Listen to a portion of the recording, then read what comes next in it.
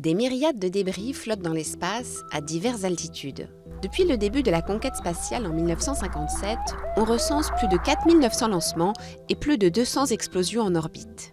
Morceaux de fusées, satellites en fin de vie, outils perdus par des astronautes, ces résidus, sous l'effet de dislocations et collisions en chaîne, n'ont cessé de se multiplier. Ils ont ainsi généré plus de 23 000 objets de plus de 10 cm, environ 500 000 entre 1 et 10 cm, et plus de 100 millions de moins d'un centimètre. Seuls ces micro-débris sont d'ordinaire détectés par des capteurs embarqués à bord des engins, car les dommages provoqués en cas de collision avec ceux-ci peuvent être importants en raison de leur vitesse orbitale très élevée de 10 km par seconde. Un débris d'1 millimètre possède en effet la même énergie cinétique qu'une boule de pétanque lancée à 100 km/h. Mais dans cet espace de plus en plus encombré, les gros débris, parfois de la taille d'un bus, sont les plus dangereux.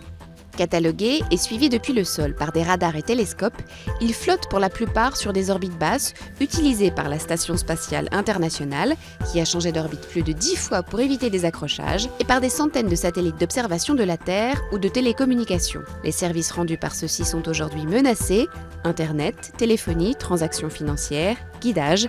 Des millions de dollars pourraient partir en fumée en cas de télescopage.